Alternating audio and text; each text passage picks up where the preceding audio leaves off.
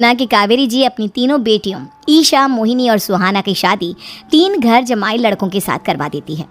उन्हें लगता है कि ये लड़के शायद घर का कामकाज संभाल लेंगे, लेकिन उनके तीनों घर जमाई बहुत आलसी थे। वो नौकरी भी नहीं करते थे और बाहर का काम भी नहीं। कावेरी जी ने अपनी बेटियों से कहा कि वो प्रेगनेंसी का बहाना बनाकर अपने पतियों को सबक सिखाए। अब सुनिए आगे। मम्मी, आपने जैसा कहा था हमने वैसा ही किया, लेकिन देखिए ना, विवेक का हाल तो वैसा का वैसा ही है। घर में ना सुबह का नाश्ता बनता है और ना खाना। नौकरी पर जाने की बात करूं तो खाने को दौड़ते हैं मुझे। हाँ मम्मी, मैंने भी सुमित को कितनी बार कहा कि अगर नौकरी नहीं करनी तो कोई छोटी सी दुकान ही खोल लो, घर का खर्चा कैसे चलेगा। देखो दोपहर के 12 बजने आए और जनाब अभी तक सो रहे हैं। अविनाश का भी यही हाल है। जब मैंने अपनी प्रेगनेंसी के बारे में कहा तो मुझसे कहने लगा, अरे दूसरी लड़कियां तो 9-9 महीने तक नौकरी करती है, बस डिलीवरी के टाइम छुट्टी लेती है। मोहिनी, तुम भी नौकरी करो। अब मुझे कहाँ नौकरी मिलेगी। मम्मी बताओ अब मैं क्या करूँ। हे भगवान, क्या सोचकर घर जमाई दामाद लाई थी मैं कि मेरी बेटियां मेरे पास रहेंगी और खुश रहेंगी, लेकिन इन आलसी दामादों ने तो हमारी ज़िंदगी को भी प्रॉब्लम में डाल दिया है। मैं तो कहती हूँ मम्मी, हम लोग वापस अपनी जॉब पर जाना शुरू कर देते हैं। बता देते हैं इन लोगों को कि हमने प्रेगनेंसी का बहाना किया है। नहीं नहीं बेटा, ऐसी गलती भी मत करना। अगर तुमने ऐसा किया तो इन तीनों की आदत और ख़राब हो जाएगी।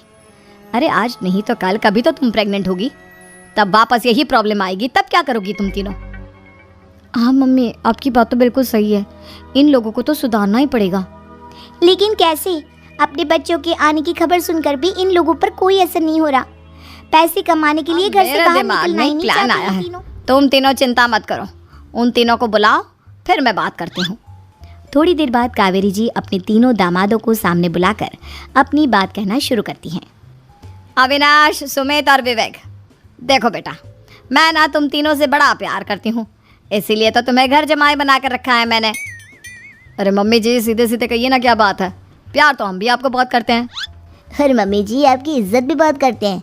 अरे भाई, आपके जैसी सास और कमाने वाली बीवी सबको मिलती है क्या? हाँ मम्मी, विवेक और सुमित ठीक कह रहे हैं। आपकी बेटी से शादी करके मेरी तो ज़िंदगी ही अच्छी हो गई है। जानती हूँ मैं, और ये भी जानती हूँ कि तुम तीनों अपने अपनी बीवियों से गुरु ने कहा है कि प्रेग्नेंट होने के बाद मेरी तीनों बेटियाँ शुरू के 4 महीने हमारे गांव में जाकर रहेगी, जहाँ मेरे चाचा जी रहते हैं। अरे लेकिन क्यों मम्मी, गांव में जाकर रहने की क्या ज़रूरत है इन तीनों को। वो क्या है ना बेटा, हमारे परिवार को एक श्राप है। अगर मेरी बेटियों ने यहाँ पर बच्चा पैदा करने की कोशिश की तो उनके बच्चों को कुछ भी हो सकता है। इसलिए अब से लेकर 4 महीने पूरे होने तक इन्हें गांव वाले घर में रहना पड़ेगा। हाँ तो इसमें प्रॉब्लम क्या है मम्मी जी?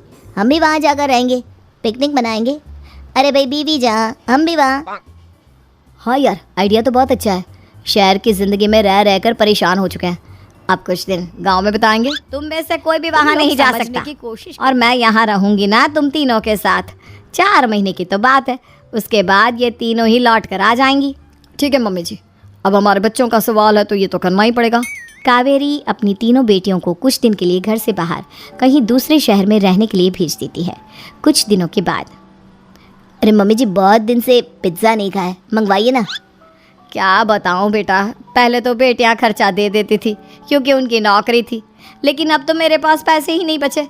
थोड़े बहुत पैसे हैं जो बच्चों की डिलीवरी में काम आएंगे।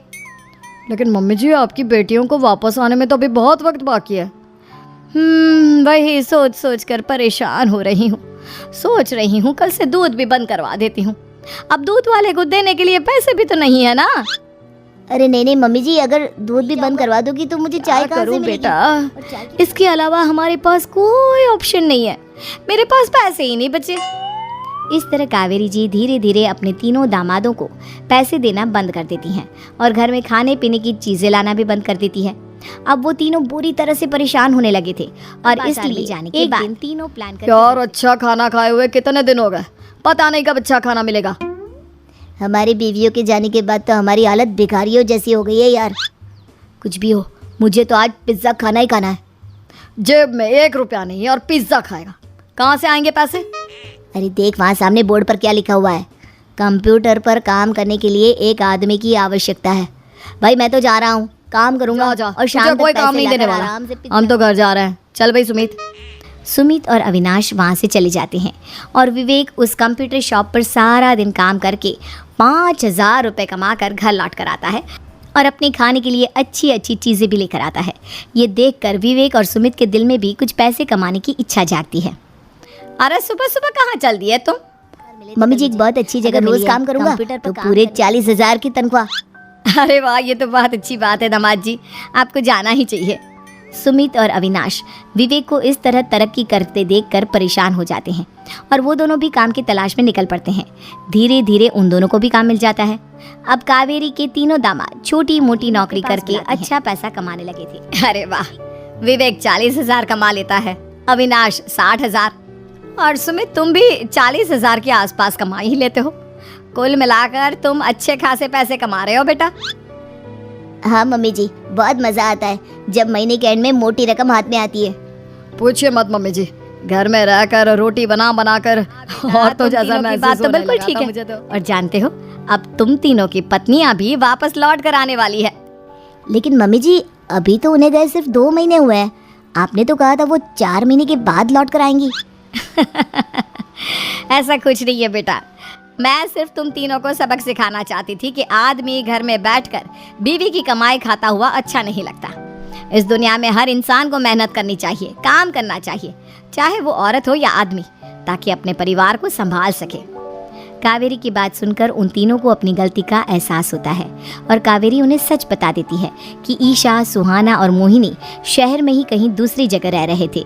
शाम के वक्त उन तीनों की पत्नियां लौट कर आ जाती है और कावेरी जी का परिवार एक खुशहाल परिवार की तरह रहने लगता है।